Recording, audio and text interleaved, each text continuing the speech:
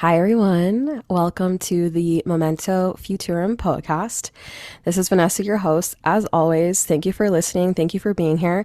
Today, I have a special guest, special because this is my first family member that I'm bringing on to chat with, and she's really amazing. This is my cousin Rachael, and a little bit about Rachael before we begin. So she says, "My name is Rachael, and I'm currently a single mom of three little kids.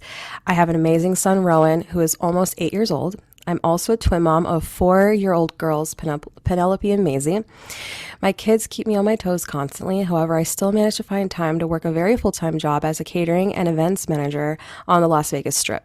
Being a mom is my absolute favorite title, but I'm also very proud to be a working mama. I am adjusting to single motherhood and am finding strengths within myself I would never have imagined existed. I have a small village that I rely on to be successful both at home and at work, and I'm passionate about supporting the moms around me as well. And I enjoy cooking, sports, being outdoors, and the perfect cup of green tea. Yes, you do, girl. Welcome." Thank you. I figured that was a good way to wrap that up. I love that we share the love of tea together. Oh, yes. Love me a cup of tea. Yes. Well, welcome and thanks for doing this. Thank you. Thanks for having me. This is exciting. Yeah. I'm excited on a lot of different levels. The one thing I do want to mention is Rachel's a Cancer, and for all of my astrological peeps, this is like the home of the mother, and you really do bring that mama vibe you always have to like Oh. our gaggle of geese, um, our woman tribe. Mm-hmm. Um, and so just kind of giving people some background about our relationship and our family. So I feel very privileged and honored to have been really raised with you guys. You guys Absolutely. Yeah. you guys are cousins, but it's more like being sisters. Um, but there's three in my family. So myself as the oldest, and then my sister Lex, and then my sister Victoria, and then there's three in your family. Mm-hmm. And where are you in the birth order?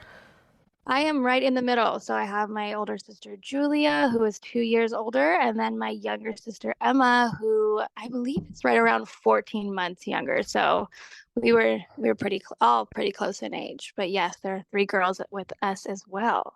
And then there's Bree, our cousin. Yeah. So what does that make us? Seven now? Yeah. That makes us seven, yeah. And I mean, we're not even technically first cousins, but you're Right. right. Like we are raised more like sisters. I know. So our moms are cousins, and our grandmas our nonnas are sisters. Hmm. And we were really lucky to have, I don't know, I just like what there was a time when your mom, was working more, and my mom was watching you guys when we were babies, when we were Yes. children, not babies necessarily, but children. Feels like it was so long ago. I know. And then there was a short time when you guys moved from Chicago here that you lived with us. Yes, yeah, that was you guys were the first people we lived with when we moved over here. That was my favorite because I was like, oh my God, my friends are downstairs. Oh, it was so fun. I mean, the entire childhood was so special and magical, and I'm so happy we carried that into our adulthood. Hmm. But we had so much fun as kids. We did. We did. We were so creative. We We really had our we had our pairings, like we were kind of hmm even clicky within ourselves. We sure were. Like you and Julia led the way, the two of you, the two oldest daughters. And Hmm. then I feel like me, Lex, and Emma were kind of just and Bree as well. We were like the little ones. And then Victoria came later, but Hmm. it was I mean, if we weren't all together, then we had our little groups.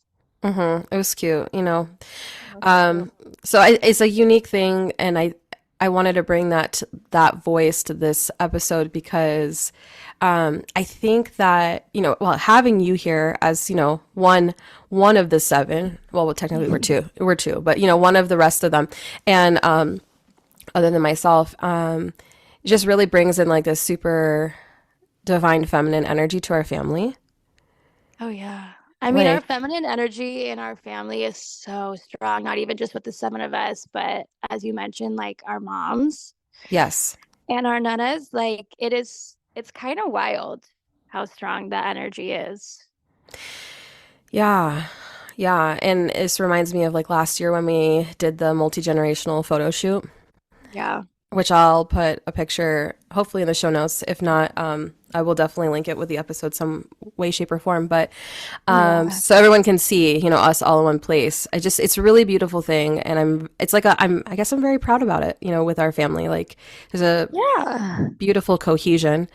Um, anyway, so yeah, we have this like woman warrior tribe energy, I think, with our family. And we're all different. I was just Uh, gonna say that. I was just gonna say that. Like the cohesiveness with our energy is obviously there, but the independence in each of us is so strong also. And it's mhm, amazing how all those like differences marry so well together and we can lean on each other for the strengths that we have. And mhm, it's just so unique. I love that. And we support each other with all the things that, we dream about and strive for, whether it's our motherhood journeys or our personal journeys or our personal goals and dreams. And mhm, it's just such a great little system we have. mhm. We do our like regular cousin night, so that's how Yes. we're stoking that fire. But anywho, so I'm inspired to ask you, um, your well, I mean, in your timeline, I guess, what's your timeline as far as how new you would say to being a single mama? Like, how long have you really been in that kind of understanding or, shaping your life in that way? Sure. I mean, officially, I'll say it's been about a year and a half. Mm-hmm. But just the dynamic between me and the father of my kids, who we get along really well and co-parent really well. Um, I've always kind of taken on a lot of, I mean, it's motherhood. Yeah, he can identify as a mother, but just like the parenting responsibilities. And that's probably the cancer in me, you know what I'm saying? Like, Mm-hmm. that's probably just very natural, but he kind of stood back from the beginning and let me do that. Not that he's not a good dad, because he is, Mm-hmm. Mm-hmm. but um, so I mean, adjusting to single motherhood hasn't been too difficult from the motherhood aspect. Obviously, it has its challenges from the marriage ending Mm-hmm. side of things, but as far as adjusting into single motherhood, that's kind of been the easiest part of this because I have always just been so involved with all three of my kids. And I think I have a unique parenting style. And I really, really Mm-hmm. try to engage my inner child when I'm parenting because while I'm long gone from being a child, I still feel so much of that girl inside of myself. And Mm-hmm. I've been actively in my own therapy for a few years and just kind of working on my inner child and the things that she needed that I don't think I received or didn't know how to receive at the time. So I really try to play into that as I am parenting my own kids. So um, the single motherhood, it, like I said, does have its challenges, but I've just always been so connected with my kids. And it's surprising because, with Rowan, getting pregnant with him was a complete surprise. It was not planned. I was a little bit traumatized by that only because, it wasn't something that was on my radar. And I am so blessed and I am so sensitive to the all the parents out there, who struggle with that. And so I feel blessed to have conceived him quite easily, but Mm-hmm. I didn't connect with him right away in pregnancy. And even after he was first born, it was definitely an adjustment. But once that kind of clicked in, I think I just took on the role of motherhood so easily. And so transitioning into single motherhood has its challenges, but it feels like the most natural thing. This is exactly where I'm supposed to be. However, I could not do it full time, stay at home. God bless those mothers who stay home all the time with their kids. That's a powerful woman right there. I also need to balance it with working as well. Mm-hmm. Yeah, that's kind of, I think, why, like, just kind of setting up the conversation with, like, we have these different moms, like, in our sphere, just like in our own more immediate cousin group, Mm-hmm. and we all have these different dynamics around motherhood. I mean, how many mothers are we? So there's you, there's myself, Emma, and Julia, right? So there's four out of the seven. Yes. And they're, we're all different. And so, with what you're saying, and I don't know how much you want to share, so I just always, whatever, it feels right and feels good. But for, for you, I was just thinking about how when you got pregnant with Rowan, you guys were having your wedding, like about to. So we got engaged in October. I took the next like 4 months to plan the whole thing. I was so excited. Couldn't wait to be a bride. The date was set. The bridal party knew about it. Save the dates were out. I bought my dress. Everything was like pretty much Mm-hmm. done. Can do that early. And then I found out I was pregnant. And so our original wedding date was supposed to be November 6th, and he was due December 29th. So I Mm-hmm. would have been very, very pregnant, but we ultimately decided to postpone the wedding. And I think, and I feel guilty about this, I know I shouldn't, but I think those first few emotions that came up when I found out I was pregnant was like, my wedding's ruined. And it's so Yeah. that way because the wedding can happen at any time, like the marriage is what's important. But as being in my early 20s, like I couldn't wait to be a bride. And I just felt a little bit of devastation. And I'll just be honest about that because it Yeah. just felt like, I don't know, like it just wasn't what I was prepared for. But Mm-hmm. wow, was Rowan such a blessing? And I'm happy that it happened the way that it did. Yeah. I mean, but I think it's good to hear you say that and like hear your voice in that because like so many people have experienced something like that. And even Sure. if it's not that exact kind of experience, it's like having an idea of what you want to happen or an expectation, right? And then that not happening, for a very special time of your life, I think it's very understandable. And it's one of those kind of, yeah, blessing in disguise, curveball things that Sure. opens this whole other world for you, a world of transformation moving into motherhood. You were like, wait, what? Um, but I think that's really relatable because, I mean, that's life at the end of the day, yeah, yes, yeah. Yeah, the life is full of curveballs, and I think it was a conversation with you just before I got pregnant. I was so stressed because if you remember, like my grandfather on my dad's side, his health was declining, and I was so nervous something was going to happen before the wedding. Like I couldn't shake that feeling. Hmm. And I had talked to you about that and just like about what you thought and the energy behind it. And you were like, no, that's not going to happen. But I see a baby. And I'm like, no, there's no way. And then sure enough, like a month later, I got pregnant with Rowan. And I'm like, okay, Vanessa called it. I forget when I say certain things. So I'm like, You did oh, the same thing. You did the same thing with the twins. You did the exact same thing with the twins. oh, God Because bless. and that was more planned. We wanted to have a second child at that time. And I don't know what I asked you specifically, but you were like, Rachel, I see multiple babies. And I'm like, get out of here because we do not even have twins in our family. And then, like, sure enough, like a month later, I got pregnant and it was twins. And I think you're one of the first people that I texted because I was like, listen, Vanessa, you have, I mean, we always knew you were magic, but this is beyond. I'm pregnant with twins. You I know, tell people all the time, all the time. I'm like, my cousin called both pregnancies, even the twin detail. oh, that's sweet. It's one of those things that some people talk to those who've passed on, and that's definitely something that comes up for me. But um, yeah, those who aren't born yet, I don't know. I have a Yeah. special connection with that realm. You sure did. Yeah. So I mean it was like you said, it was definitely a curveball and it set my life on a different like path. But at the end of the day, we postponed the wedding. It was fine. Hmm. Spoiler alert, the marriage didn't last, but that's okay. Um, it was a beautiful wedding, and Rowan was there as a little 4 month old, and he's a healthy, almost 8 year old now. So Yeah.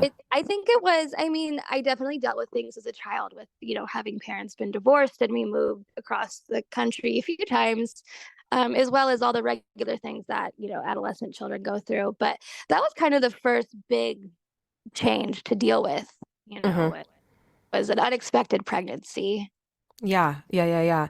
And then, so like I'm just feeling like into your story and like how you've grown from that and like, Mhm. moving into being a mom of twins, Oh, like, yes. and your pregnancy, and you got pregnant in 2020? Oh, you had them in 2020. I had him in 2020. So I got pregnant I realized I was pregnant, I think at the end of November of 2019. So just before like the world changed. Right. And Yeah. how was that? Like, what was it like being pregnant? I don't know, just in general with multiples, but then also during that time of the world. Sure. Yeah. I mean, how much time do you have? I can talk about this forever, but Well, we're here. This is a long form podcast. That's why I love doing this.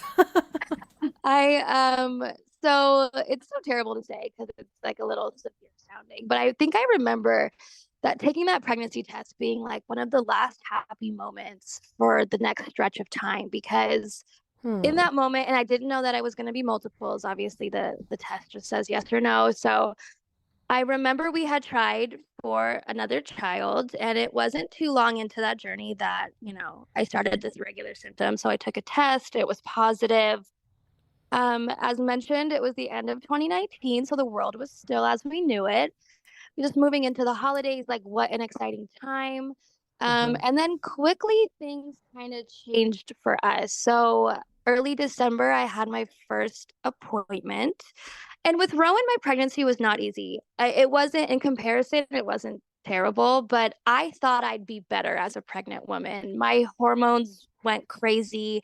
I never liked the way I looked pregnant. So I kind of was gearing up for that roller coaster, Hmm. but I had no idea what was in store because after or just before my first appointment, I was extremely sick. And they always say, morning sickness is a good sign, healthy pregnancy. And I did have it with Rowan, but this was something different. And so I had a new doctor. And I remember waiting for my appointment to begin. And I was like, I'm not going to let him write me off and just say that this is sickness. This is something so different. And my whole family was on guard. They thought something was wrong. They half expected me to be, admitted into the hospital because it was just crazy.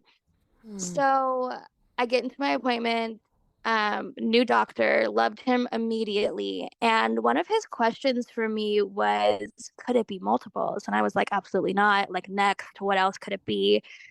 And he was like, listen, let's just do an ultrasound. And typically, you don't do an ultrasound on your first appointment. They might have you like, do a urine sample or something to see if it could be pregnancy just to confirm that. But he brought in this little monitor into my room and I was like, it's not going to be this. Oh my And sure gosh. enough, yeah, he starts scanning and he finds, the two babies in there.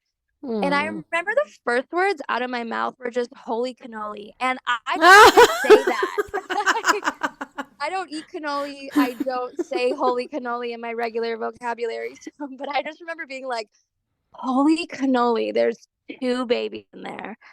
And he like opens the door to the exam room. He's like yelling down the hall because everyone knew how sick I was. I'm walking around his office with this little bag because I can vomit at any time, which I did. Wow.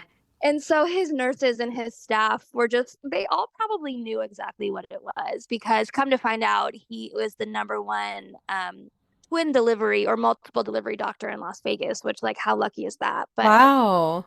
I know. So he like announces to the whole floor that it's multiples. And I'm like, is that a HIPAA violation? But just kidding. He was excited. He was so excited. But I was Oh. there, I was there alone, and it wasn't because it was COVID yet, because it was still 2019. But my ex-husband, he was on his way to work, and we kind of figured it was going to be like Rowan's pregnancy, like they'd confirm the pregnancy, I'd move on with my day. Hmm. And so they told me how this would be different. I would need not only, him as a doctor, but also a high risk alongside.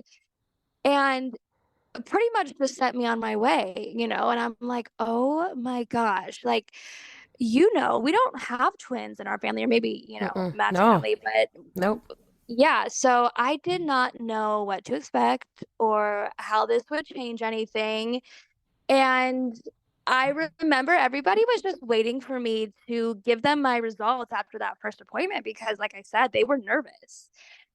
And so I think the first thing I did was call Gabe, my ex-husband, and he was just walking into work, and I was like, okay, it's twins, and he was like, no, he's like, sometimes it just looks like there's two, but really there's just one.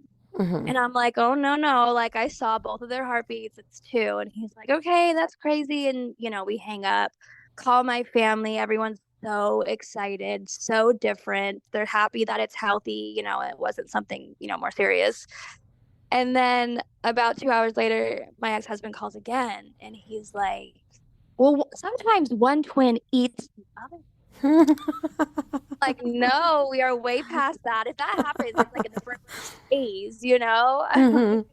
no, no, it's twins. They're there. They're staying. And so at that point. But I swear to goodness, like our lives just changed so much after that. Like Christmas came around, and unfortunately, on his side of the family, there was some severe health issues. What we kind of believed to be was COVID, and it wasn't in publicly in the United States at that time. Right. But looking back, it kind of makes sense. So, while we had such happy news, it was kind of hard celebrating those first few months because there was a lot of tragedy on his side. Mm-hmm. We ended up going on a cruise in January, which 0 out of 10 do not recommend a cruise when you're pregnant with twins. It was literally miserable. Oh man. Oh, I was so sick. And I already get motion sickness like from an elevator ride. So I should Mm-hmm. have known that this was coming. Um, but either way, everybody else had a great time, which I'm happy for. But I was ready to get back home and start hunkering down and just like, I always had this fear too with carrying twins that something was going to happen. And it was so irrational, but everybody was so excited for twins because it was so different. Mm-hmm. I was so nervous I was going to do something and I was going to end up losing one of them. And I was going to disappoint everybody because twins were so new, which looking back really is so irrational. And of course, like, had something happened, nobody would have been disappointed in me. But Mm-hmm. I think, and maybe you can relate, when you are pregnant, your brain just, I don't know, it kind of turns on you at times, and your hormones and your emotions, everything is just flipped upside down. Yeah, things So are I think different. things are, your chemistry is just so altered. And I think in my right mind, I wouldn't have had that fear, but it is something that was always sitting in the back of my mind that I was going to do something and it was going to disappoint everybody. Hmm. And besides that, as we all know, COVID started in March. So Mm-hmm. that changed everything. I mean, every doctor's appointment I had to go by myself. That included my high risk. So I was seeing a high risk doctor alongside my regular OB. And so everything had to be by myself. Everything had, had to wear the mask, had to get tested, not tested for COVID, but all the regular screenings when you go Mm-hmm. into a doctor's office. And then as we inch closer to summer, it's hot. I'm pregnant with twins. So, of course, my temperature is up. So they're like, oh, you can't come in yet. Your temperature is too high. And I'm like, it's just because I'm hot. I'm a pregnant woman of twins in Las Vegas. Las Vegas, let me into the air conditioning, please. I got a mask on. Oh man. It was different for me. And I know that I try to be sensitive to everybody's COVID story because everybody has one. But Mm-hmm. truly in 2020, COVID was kind of the last thing on my mind. It was really getting these two babies Yeah. earthside. And even when it came to delivery, which it was June, they were due in July. Um, I went to one of my high risk appointments and they measured the girls and they were like, we are concerned that one of them is severely less weight than the other. Hmm. And, you just have to kind of take their word for it. They're the experts. And so she was like, I want to deliver within the next 2 weeks. And this was the beginning of June. And so I'm like, okay. And Mm-hmm. so we scheduled a C-section for, I think it was June 19th at the time. Mm-hmm. And so fast forward like a week or so, June 16th, I had a high risk appointment followed by a regular appointment. So I went to my high risk and I was getting shots. What were they for? I know it was something for the lung development of the babies. Mm. So I got those shots that morning and I go home. I had like 4 hours in between appointments. I go home and I swear I'm feeling contractions. And I'm thinking, okay, like that could happen. So I call my regular doctor and he's like, just come into Centennial to L&D and just get monitored. Let's see what's going on. And I'm like, okay. So I go in, which was so funny. Actually, it's not funny, but it is now. But there was like about a line of 20 people out Oh the my door of gosh. Centennial Hospital because they had to get COVID tested, screened. Hmm. And so you probably can understand this. I'm a very much a rule follower. I don't want to disappoint anybody. So even though I'm very pregnant, I'm in the back of the line of 20 people, and not one person offered for me to cut the line. Oh Not my one Lord. person. I was like, okay, decency is gone in this time, but I'm like in the line, it's moving slowly. I finally get within eye shot of the nurses just inside the doors. And Hmm. they look at me and they're like, "Oh my God, get in here." Like, I'm like, I don't know. Like, I don't know if this is an emergency or not. I don't want to ruffle any feathers. So Oh I my go in there, gosh. I cut the line, and they're like, "You're obviously going through something. I don't know if it's active labor or what, but we're going to get you upstairs." I'm like, "Perfect." Of course, my temperature was high because it was June. And I think I had a long sleeve shirt on, which is absolutely crazy. But I didn't have a hospital bag. I didn't bring anything. I don't even know what I was wearing, to be honest, whatever fit at the time, because nothing Hmm. fit in the last trimester. But they sent me upstairs and they were like, "Yeah, I got into to triage and stuff." And they're like, "You are having contractions." And I kind of figured they were just gonna stop them, like with whatever medications they have to do that. Hmm. And my doctor comes in and he's like, "Listen, you're here, I'm here. Let's just do this right now." And I was kind of like, "Oh my gosh." And mind you, like the 19th was only a few more days. So I knew they were coming, but But yeah, I another really curveball. another curveball, seriously. I was like, "Oh, right now?" And he's like, "Yeah, right now." And luckily, my ex-husband was there with me, so we were both together, Hmm. which he was allowed to be there for that. So I was thankful. I didn't have to go through that alone. But he's like, "Yeah." He's like, I have a surgery at 5 o'clock tonight. I'm gonna tell that guy to wait, and I'm gonna Oh. move you. I know. I'm like, what? That poor guy, like what surgery? And Oh I don't my even think it gosh. was his necessarily his surgery. I don't know, like if Hmm. the or the operating room was supposed to be his. I don't remember, but I remember thinking like, is that man gonna be okay if I take his room? But Isn't that either wild? Yeah. either way, a few hours, well, we texted our families and we're like, "Hey, they're gonna deliver the girls tonight." And so everyone was like, "Cool, excited." Of course, nobody can come just because of COVID, but Hmm. a few hours later, we were prepping for a C-section, which I had Rowan vaginally, so that was a whole new experience. Hmm. And then, 517 and 519, they were here. And again, like my life was set on Wow. path, and it was difficult. I mean, you have to keep a mask on the whole time you're in the hospital, Hmm. which is so uncomfortable. And I actually got lucky. So the girls were 6 weeks early. They were gonna obviously be in NICU for a while. So because they were in NICU, they let me stay in the hospital for 5 days, which is the absolute max you could stay. Hmm. I know around that time they were discharging new mothers like practically 24 hours because they wanted everybody out of the hospitals. Right.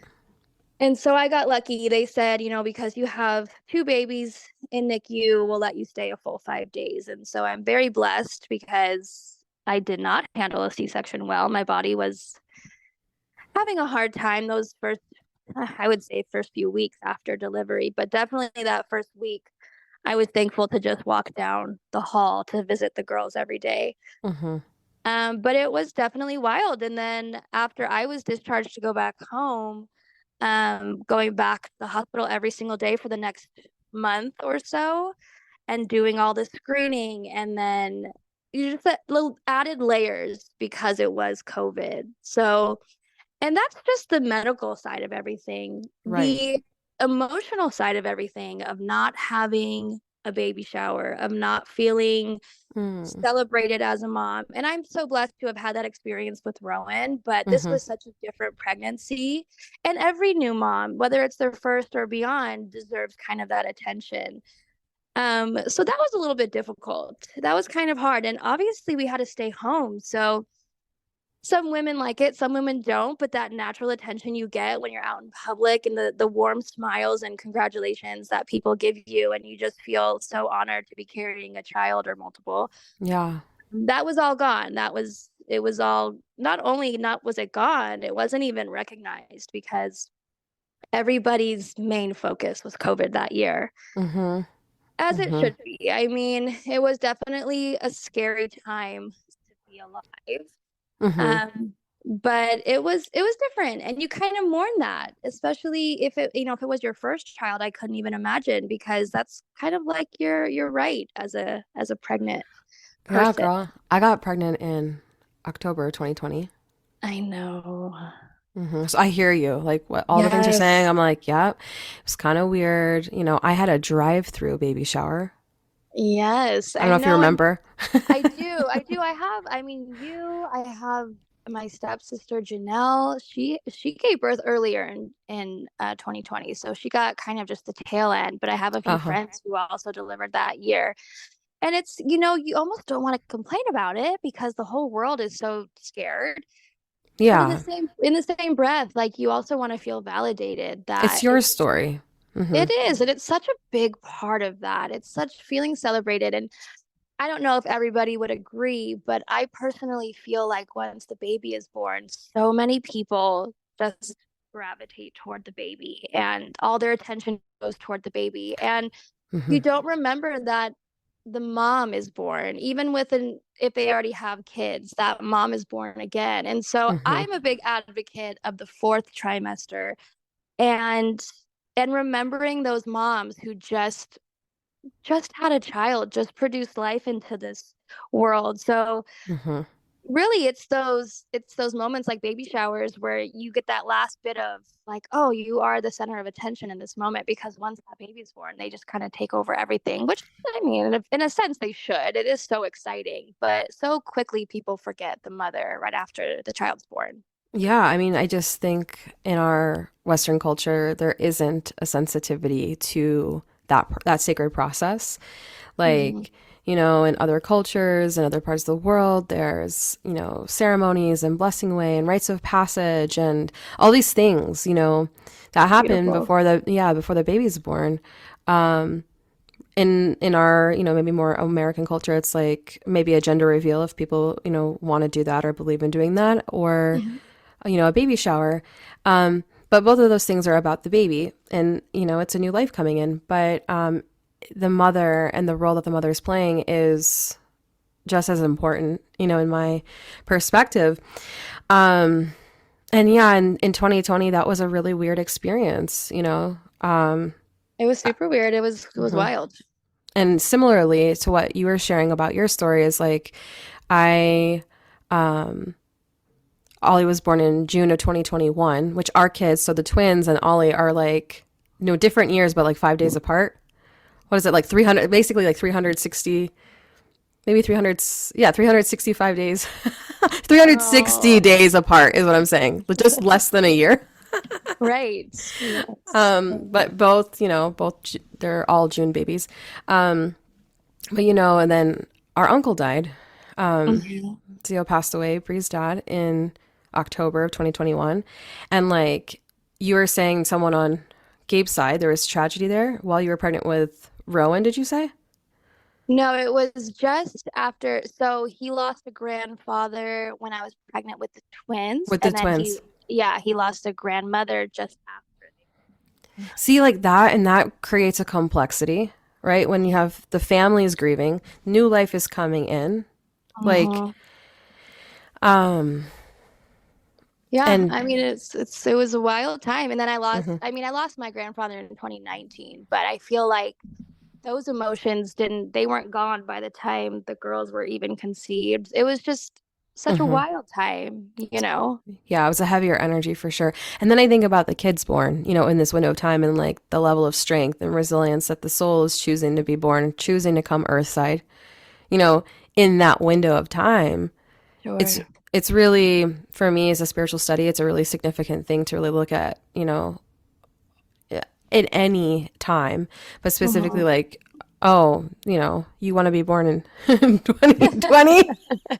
Okay.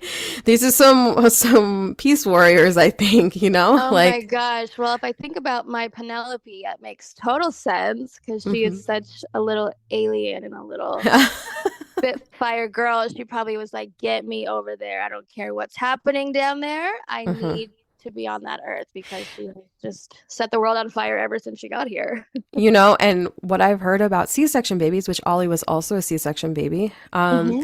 that I was in Massachusetts last fall, and the she was the Airbnb host, this woman, and she was a midwife, and it was a really really lovely trip, and I spent a lot of time chatting with her just because she was one of those hosts that was like around and wanted to be social, and I was like, cool.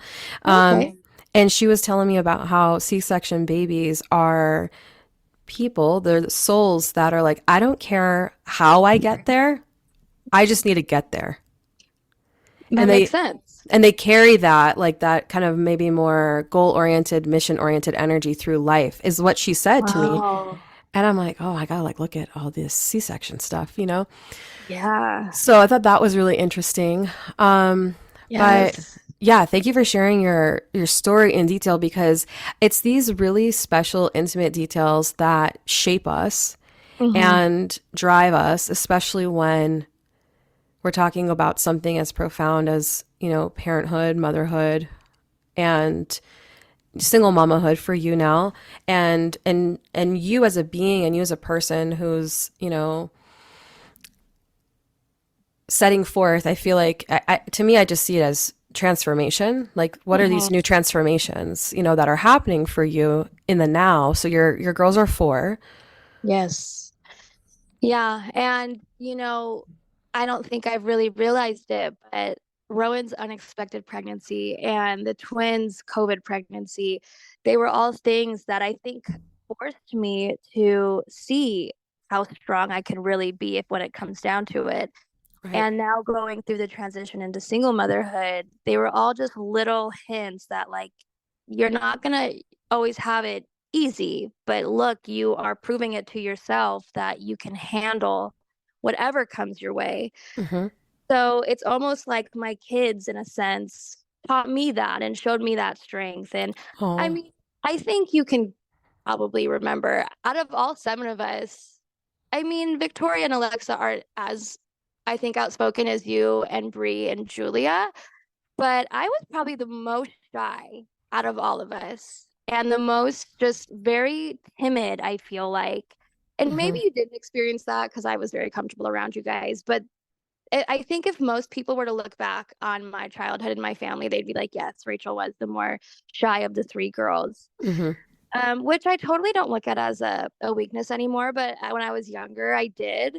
Mm-hmm. And I just feel like I limited myself so much in my early age and even into like teen, young adult. So I feel like, again, like my kids were kind of like, no, like you have a voice, you have a strength, you have, this magic that everybody else has too in their own way. And kind of like forced me to bring that to the surface. And here I am now tackling single motherhood. And I'm not going to say like a pro because I don't know if that exists because it's definitely a challenge, but Mm-hmm. I really have found most of my strengths from my kids, honestly.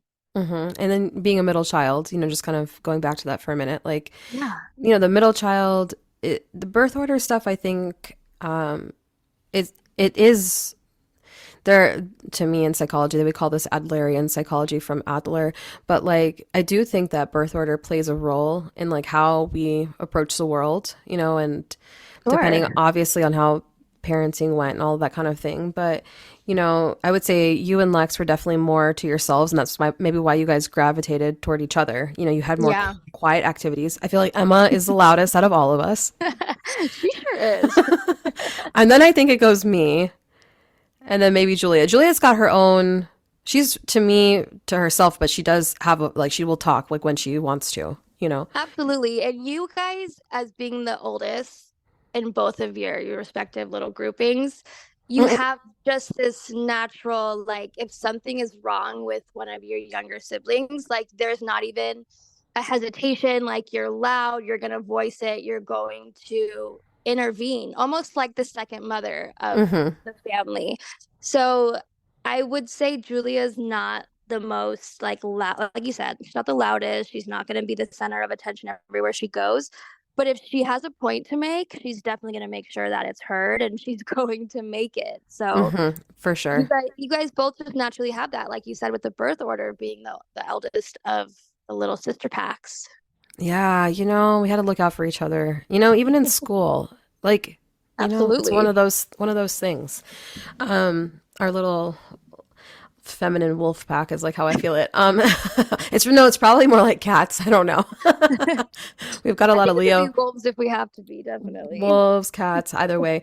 But no, I'm thinking about all of that and like Mhm. how you've grown and your transformation from like, yeah, how you were as a kid and who you are now and how I feel like you're really similar to your mom and how your mom carries a lot of strength. Oh yeah, and I've realized that too as we get older. And just, she went through divorce. I'm going through divorce. We have really become a lot closer, Hmm. having relating on that. And I could tell that, what I'm going through has triggered things in her and brought up emotions in her. I think when she went through it with my dad, which we are so fortunate, it was a very mild divorce, and my parents get along so great, which I am thankful for. But Yeah. I think, we were so young, so I didn't experience those emotions from my mom, as my kids don't experience them from me either. You really try not to let your storm get your kids wet. That's what I try to live by. Mm. Mm. And as an adult, though, we can share in those, and she can open up a little bit about how she felt at going through it herself, and the mom guilt, because goodness, it's there. But Hmm. I think we have come a lot closer. And then even with her work ethic, I mean, my mom works a million hours a week. She teaches at UNLV. She sits on multiple boards. Her professional ambition is giant. So I think Hmm. out of my three sisters, my sisters are amazing, and they contribute and they work and they do wonderful things as busy mamas themselves. But I think I've always been the one that is more like my mom, just work Hmm. in the corporate setting and try to go after those goals on the corporate and professional side, of things. So I really do relate a lot to my mom, and having her is wonderful. Hmm. Honestly, I'm so thankful for all the women and men that have shaped me and continue to do so. My dad's wonderful as well. But I am a lot like my mom. People tell me all the time. Even as I'm getting older, people say I'm looking more and more like her as well. For sure. It's really, really interesting how that like happens. And although I'm not your mother's daughter, somehow I feel a lot like your mom. That's where I'm Yes, like, there's like this sisterhood, like there's a lot of crossover. And I know Julia will say that she she loves the way that my mom like runs her yes. house. It's really funny. That's always her goal. She wants to be like Zia's house circa 1997. I feel that. I feel that. I God love bless it. her. That my mom, I love you, mom. It's just there's a lot of cleaning happening all the time. Um, Oh, yes. Same with my those mother. Yeah. it's not I can't keep up that way. But um no, I'm just thinking about all of that and then like your events planning and the catering side of things and your creativity there.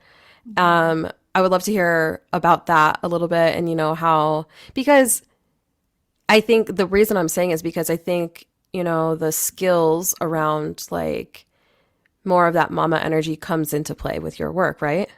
It totally does, especially because, I mean, mind you, I do events all across the board, whether they're social in a wedding or a birthday party, all the way to a board meeting or, corporate dinners.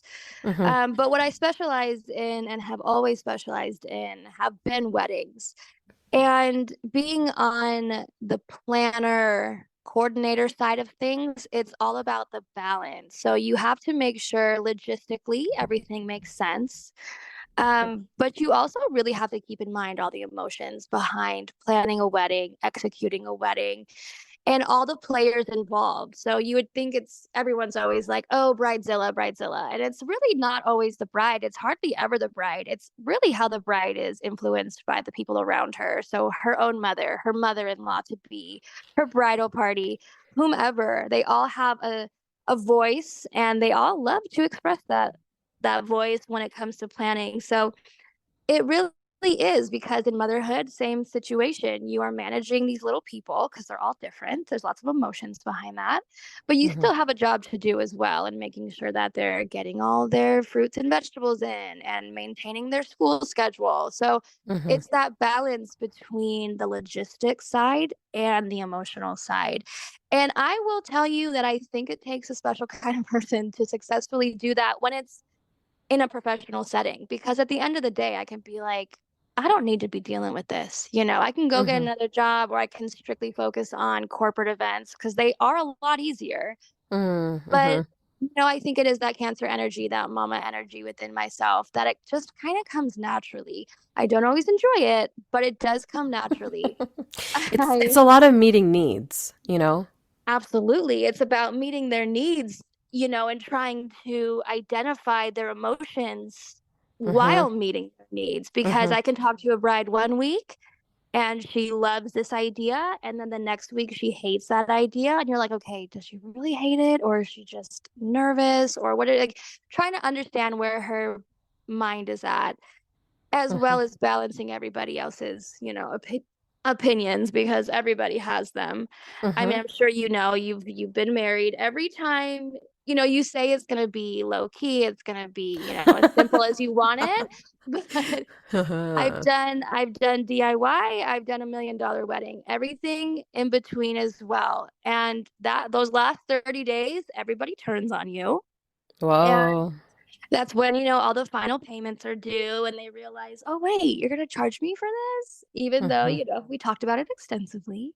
Mhm. So it's about balancing all of that and still getting a job done. Because at the end of the day, like, I can't get fired. I still have to charge Mhm. them $125 per person for their chicken plate. So it's like, how do you deliver that news, and how do you navigate those emotions in real time? Because you still have to get that end result and then deliver their dreams. And you're not going to do this again unless you're like me. I hope to get married again. But you know what I Mm. mean? Like, you Mhm. go into your wedding day, like, this is it. And we hope for all of our brides and grooms that it is truly. We wish them all the love for the rest of their lives. But really, it's not like, a Christmas party, let's say, or your annual board meeting, where if it wasn't great, you're going to do it again next year and we can figure it out. This is a one and done kind of situation. So that pressure is felt across the board. But I think, as the person who's planning with these couples from the time, they book, which is usually about a year out, Mhm. all the way through the day of, you're carrying that same pressure that they feel, because they just want it to be perfect. And whether it's for themselves, their mom, their family, whomever, social media, whatever they want to be perfect for, you Mhm. just kind of naturally take on that. And then, typically in this industry, you're doing anywhere. I had 6 weddings this season, which is very low. Wow. This Um, low. it is low. In my other venues, it's usually about 12 to 20 weddings in a season. Ooh. Where I'm at now is not a wedding centric location. That's why 6 is good enough for us. We are a convention house, so we are very busy with conventions. And because conventions are typically multi-million-dollar things, those do take precedence and Mhm. priority over weddings. But having come from golf courses and other venues where weddings are the bread and butter, I will typically do about 40 to 50 weddings in a year.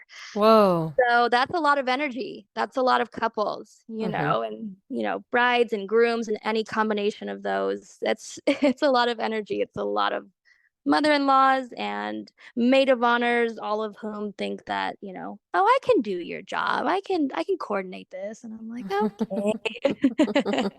It's a lot of personality. It That's where it I think is. it's a lot like family work. Absolutely. I mean, it Absolutely. And is. You are working with families.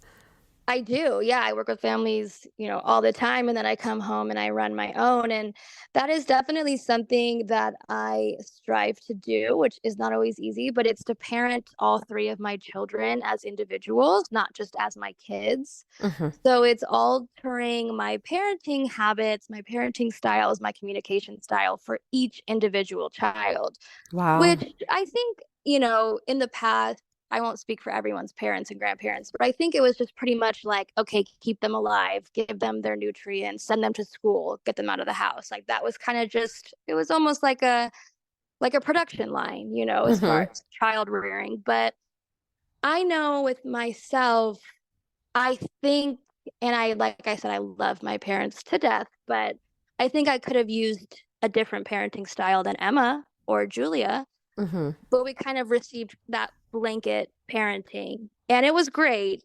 But that is something that I recognized. And I'm like, no, I can see each of my children needing things received differently or just however they need to be parented. And so I really try hard to alter my communication, my parenting, whatever, to each of my three kids. And sometimes it's in the same moment, delivering the same information, but how I'm delivering it all has to change.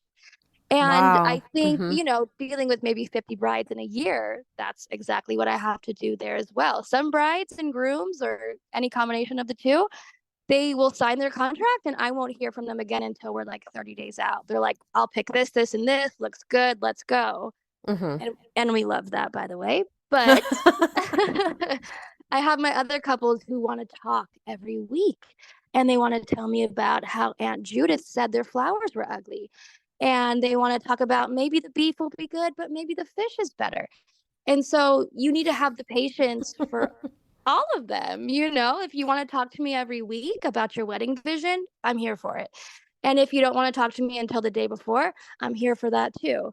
So Wow. you really do have to kind of alter the way that you are for them and show up for them for each couple. And I don't think everybody does that. I won't speak for everyone who works in weddings, but I think those who are passionate about it, Mm-hmm. they do it naturally. They really do it just naturally because this is what we hope to be like one of the best days of their lives. And again, hopefully it's the first and last time they do that. And so it comes naturally to want to be there for them in that way. But let me tell you, after doing it for 8 hours and then coming home and trying to alter my parenting style, Yeah. definitely a challenge. Sometimes I just want to be like, be quiet. You're all just going to sit down and watch this show and eat this food and we're done. And some nights it is like that. I'm not perfect by any means. Some nights it is like that, but it is something I try to keep, aware of and how I'm parenting each child. No, that's amazing. I mean, I think that's all we can ask for is like this amazing parent just to do their best, and you have an awareness that I think is such a gift to these children that so many other kids in the world probably could use, like you said, like this very Yeah. tailored parenting style. Um, and you have a lot of experience working with a lot of different kinds of people and personalities, you know, Mm-hmm. and feeling that out and what they're going to need. It does take a really gifted person. So just reflecting that back and to have the patience to do it and to do it like Oh, want to do it and want to do your best job, you know? it is true. And I feel in my heart that I am probably going to start moving away from weddings. Mm-hmm. It is something that I have been passionate about, but as I look at my kids and their needs, especially being a single mom, it's not just about keeping them alive anymore. They are moving into that age where I am truly shaping and influencing who they're going to become as people Mm-hmm. and how they're going to influence the world around them, which is so huge for us. Like, I obviously want them to be good people for themselves first, but I'm very aware of how they influence the world around them. So I think they do and will need more of my attention and more of my energy. Mm-hmm. So I don't anticipate working less anytime soon, especially as a single mom. But I think, I can't necessarily do a job where a lot of my emotions and energy is spent with clients anymore. Mm-hmm. So I need to kind of savor that stuff up and keep that bank full so when I come home, I can give them everything that they need in this moment. So it's a little bittersweet. I kind of recognize this might be one of my last wedding seasons. Mm-hmm. Um, and that's okay. We all, like you said, we go through transformations throughout our lives, and I might come back to it when my kids are a little bit older. But that is something I've learned in the last month or so is like, like I need to probably figure out where my priorities lie in this moment, in this season. And I will probably move more toward the corporate side, but it Mm-hmm. definitely takes a balance no matter what. I mean, being a full-time mom I remember I had a doctor once who asked me, "Are you a full-time mom or do you work?" And I'm like, both? Like, what does that even mean? Like, Right. you think you just go to work for 8 hours and you're not a mom for that time. Like, you're still constantly worried about what your kids are doing, who they're with, if they're safe, what's happening. Hmm. And then also, like, scheduling childcare is a full-time job in itself, too. So, Oh, yeah. yeah, I'm like, no, I'm very much a full-time mom and I'll always work a lot as well. But I think I have recognized that it's time just energetically to gravitate more toward saving that emotional energy for my kids. I know. I think it's a really great perspective and a great thing to think about for all of the moms listening and all of the different ways that they're showing up to their, if you're a stay-at-home mom, if you're in the workforce, if you have some type of Mhm. combination, or, I mean, this is a podcast about the creative process. And so it's like, and I see motherhood as a creative process. Oh, yeah. This is actually the first episode that I'm really, we've really focused on the mother archetype. But really putting that here and saying that out loud is like, motherhood being and running a home, if that's what people choose Mm-hmm. to do, it is a creative process. I'm a stay-at-home mom and I'm also a work from home mom. So Mm-hmm. that's its own interesting balance. And then I always tell people, yeah, and then I'm also the wife of a firefighter, paramedic engineer. He has all those hats. Oh, So it's its own kind of dynamic. And sometimes I'm not a single mom, but sometimes I feel like maybe there are moments where it feels like I could relate, or there's a shared absolutely. energy Absolutely. when if he's gone 24 hours or 3 days at a time, that kind of thing. And then just like wherever you need to be, so that's where I'm saying, like, I think it's amazing that you're bringing that voice to this table around, hey, I have to understand where is my emotional body and how much of my emotional body is invested in any which direction, Mm-hmm. and where do I need to put it, to be able to, and it's not just your emotional body, but I also call it pranic resource. Like, how much of my energy do I have to give to my work, my family, my hobbies, obviously Myself. myself. Yeah. And it's no coincidence I just listed that last, speaking from the mother Oh, perspective. I know. I'm like, oh, I did the thing. But yeah, mothers in general will prioritize themselves last. It's, I think, Yeah.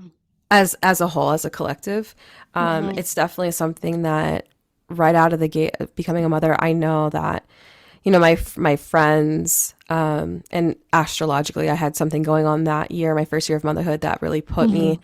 in a frame of mind to prioritize myself. So like that's been there, but still, it's like, Mm-hmm. well, there's a million and one things that need to be done. I have a mouth to feed, and my husband's away, so you know. Right.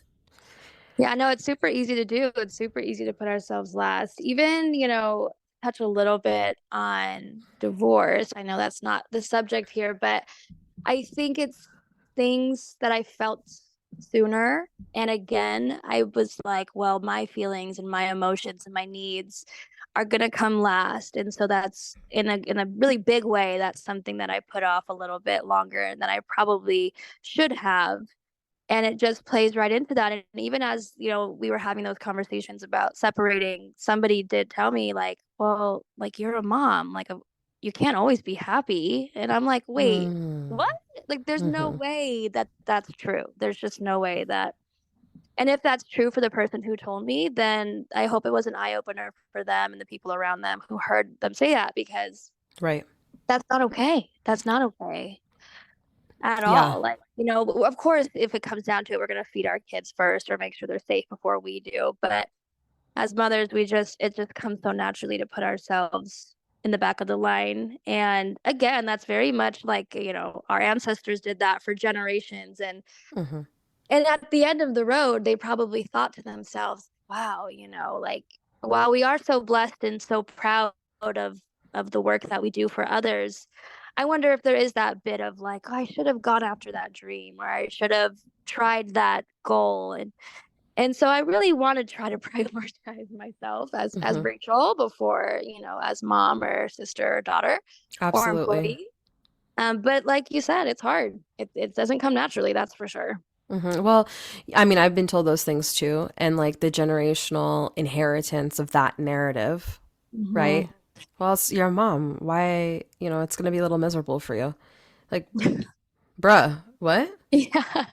No, it doesn't have to be. And that's the whole idea of like breaking generational curses. Yes. And that's something I admire so much about my mom. Obviously, you know that, we're first generation American, and my mom broke some molds along her path, and Hmm. wanting to go after so aggressively and fearlessly her dreams in like the corporate setting, and even with her divorce and how frowned upon that is, within our Catholic culture, Italian culture. Hmm.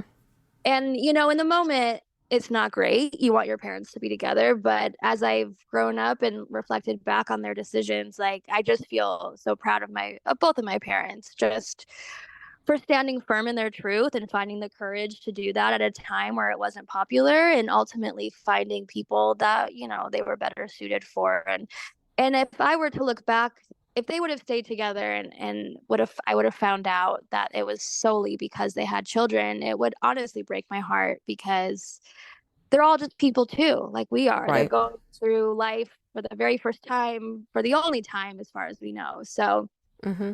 I am proud of them, and I hope, as we progress into the future, my kids think the same about me and their dad as well. But Mm. I'm sure they will. Hmm. I hope so. I mean, that's all I could want for them. But yeah, it's about breaking those generational curses, and not blaming our ancestors or villainizing them, because they only did what they could and what they had. And Right. I am, so proud to be in the lineage that I'm in, but just showing the future that things can be different and they can be okay. And as a mom, you can prioritize who you are, because you were Vanessa or you were Rachel long before you were mom. Hmm. Well, it's interesting because I've been doing a lot this last year. I've been doing a lot of work with our great grandmother. Um, Mm. so we share a great grandmother. It's very interesting. Um, and her name was Antonietta. And she was also an Aquarius. And I've dreamt of her. I feel her a lot. And I think the one thing that I've learned from my work with her, as a spirit and just like looking at those dreams is like all of the grief that came with unlived dreams and untapped dreams and dreams that were Mm. sacrificed, in ancestry. Yeah. That it gives me a drive and it gives me some purpose around, well, like a little bit of veneration because it's like, well, I can only live my life to the best of my ability and my truth in the way that I can, right? Mhm. But I am doing it for my ancestors Sure. and especially my feminine ancestors. You know, with our Italian lineage, it's just like, Yeah. I mean, as my nonna will say it, and I think as your nonna will say it, like our great grandfather would just like he'd finish his plate, eating, and then he'd just like bang on the table, like, come get my plate. Mm. And like I'd be like, bro, stand up and put it in the sink, excuse me. Um, I'm God bless I wasn't born into that time, I know but we'd be doing jail time by now.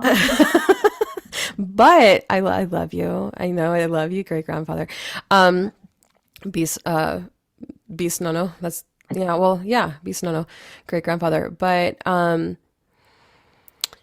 yeah. Anyway, I mean, that's No, why I didn't live at that's that time. Like that yeah. they shaped me. They did, and we carry that blood. And I have to imagine those who have passed on and those who are still with us. I think they quietly look at us, especially us seven who are just really blazing our own trails.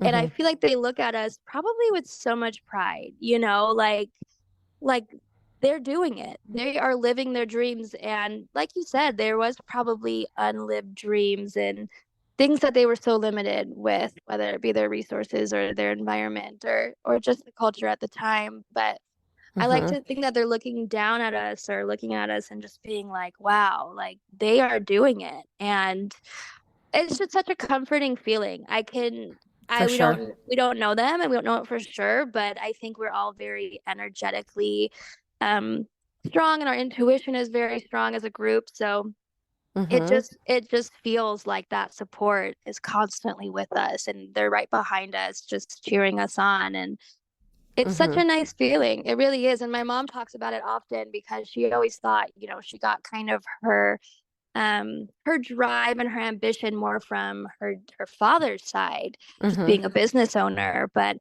as she stood back and looked at it, she's realized, like, oh no, that comes from my mother's side, becoming Wow. a single mom at such a young age and very unexpectedly.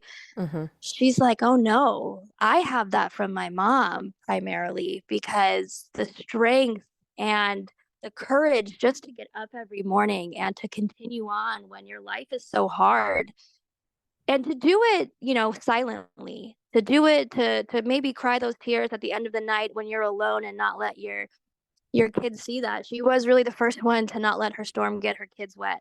And Mm-hmm. so my mom has realized that and shared with us, like, no, there is so much that is coming from the female side of my family, from, Mm-hmm. all of those such strong women who didn't have the resources that we have, and now we're really doing the thing. And Mm-hmm. I feel like our ancestors are probably just so proud.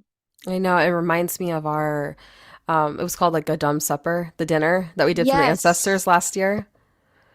And I'm like, oh, secretly, I'm hoping we do it again. I don't know. The time is so busy, but maybe some point this season, you know? Absolutely. Yeah, no, absolutely. That was so special. And I love that we shared in that with the seven of us because, to a lot of people in the world, they might be like, what are you doing? But Mm-hmm. it feels so good to have that group and to be able to do those things. It was very special. Mm-hmm. Yeah. Like, I mean, for people who don't know what a dumb supper is, like it's a term that means, you make a whole meal for yourself, your group, your family, and then you set a plate for the ancestors. And some people will say, oh, um, sometimes one ancestor might choose to come in and sit, and you can like talk to them or work with them and get messages and that kind of thing. And we had our own special, ceremony with that, and we all brought food, and it was like one of our cousin nights where we get together, but it was really nice to dedicate it to the ancestors and to be in that energy. I think for me, it helps me remember that, like there's a hustle and bustle of the day and all the things that we want to get done and I'm like, wow, there's life beyond, that Yeah. I feel like we're still really communicating with and able to receive from. And so, yeah, that was really special. But yeah, coming Absolutely.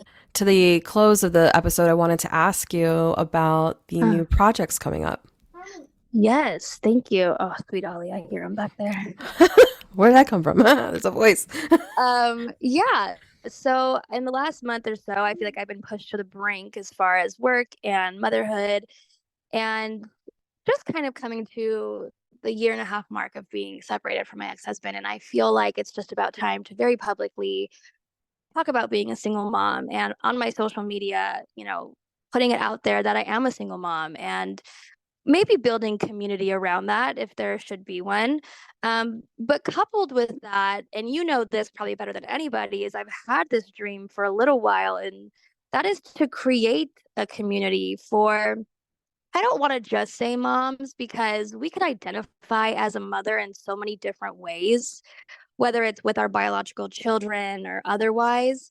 So, really, just this little community where, we can come together and support each other. And if it is primarily about motherhood, then that's wonderful. Specifically, too, as I talked about, supporting during that fourth trimester, or maybe there is a newly single mom or even dad, and just kind of making the world just a little bit smaller for them and not feeling like they're alone or they're going through anything by themselves, or just creating a little space, a group of people who can find like-minded individuals that you might not have found otherwise. I always think about our group of seven, and so many of our friends know about us and they're like, oh, I wish I can come with you to your cousin night, or I wish I could be a part of that.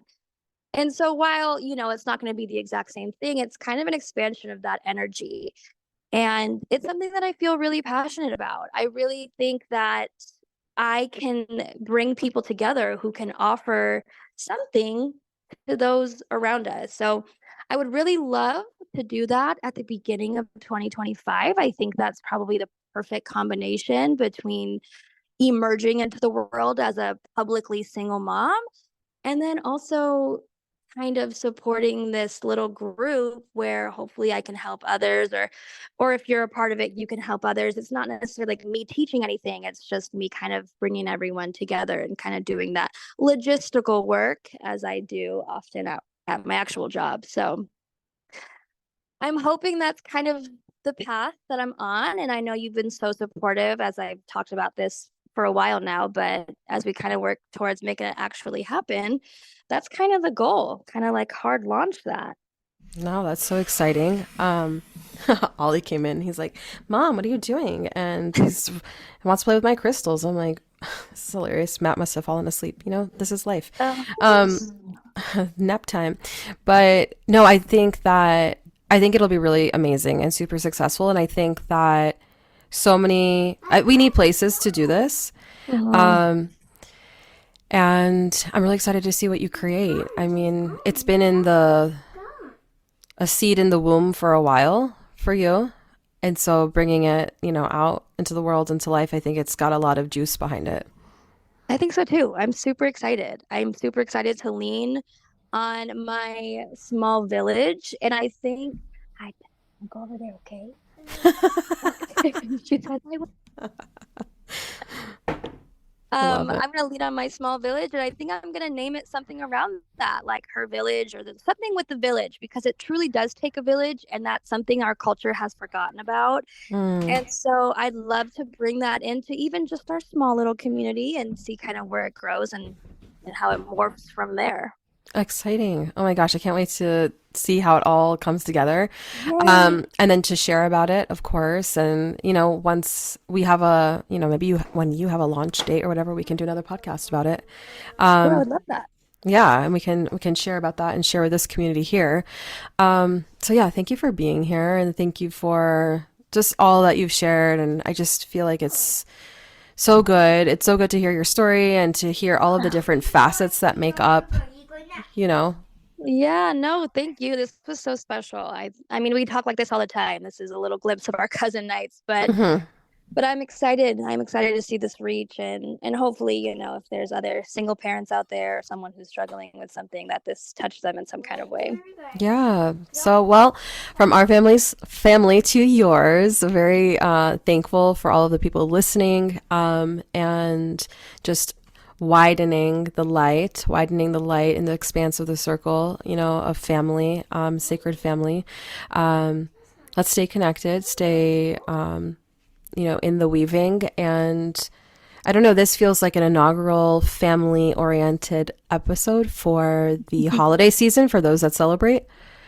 And like feeling into all of the different facets of family, I think that kind of come more into view this time of year. So, Mhm.